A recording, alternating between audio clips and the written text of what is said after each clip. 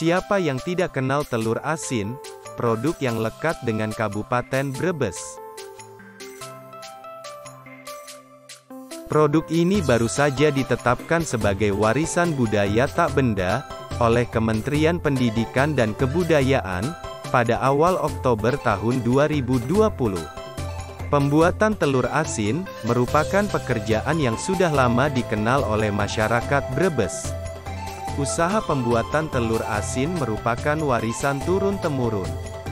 Sebelum masyarakat menekuni pembuatan telur asin, sebagian besar masyarakat berprofesi sebagai petani. Pada awalnya pembuatan telur asin hanyalah sebagai pekerjaan sampingan, setelah pulang dari sawah.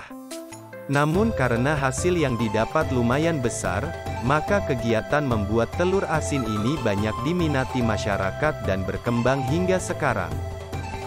Menurut salah seorang pengusaha di Brebes, awal keberadaan industri telur asin, diperkirakan tahun 1959, pertama dirintis oleh In Chiao Seng dan istrinya Polan Nio. Ide usaha ini, didasari pada tingginya minat masyarakat terhadap telur asin, dan melimpahnya telur bebek di wilayah Brebes. Biasanya telur asin digunakan sebagai pelengkap hajatan, dan sebagai berkat untuk acara-acara lain. Pada masa awal usaha, keluarga besar In Chiao Seng, tidak mengalami kendala dalam mengumpulkan bahan baku. Karena belum adanya saingan, telur sebagai bahan utama sangat mudah didapat, dan harganya masih murah. Dalam hal pemasaran, awalnya telur asin ini dijajakan dari rumah ke rumah, pedagang keliling membawa telur asin, dan produksinya hanya disesuaikan pesanan saja. Karena keadaan ekonomi In Chiao Seng belum stabil, maka dia belum berani untuk membuka toko khusus yang menjual telur asinnya. In Chiao Seng meninggal pada tahun 1971, kemudian usahanya diteruskan anak pertamanya bernama Hartono Sunario. Di Brebes ada beberapa daerah penghasil telur asin, di antaranya, Kelurahan Limbangan Wetan dan Kelurahan Brebes. Kedua kelurahan tersebut terkenal menghasilkan telur asin unggulan.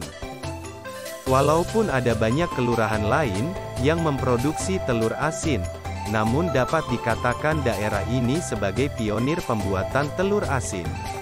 Kedua kelurahan ini juga terletak di daerah perkotaan, dan merupakan jalur transit antara wilayah Jawa Tengah dengan Jawa Barat, dan juga kedua wilayah ini cukup dekat dengan peternakan.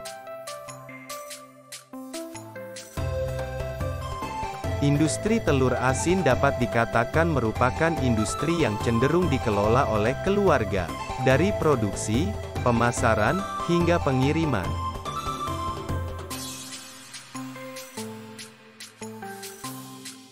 Oleh karena itu, mereka umumnya memperkuat potensi keluarga untuk generasi selanjutnya. Dengan kuatnya potensi keluarga yang dimiliki oleh setiap pengusaha telur asin, menimbulkan makin kuatnya usaha dalam bersaing dengan yang lain.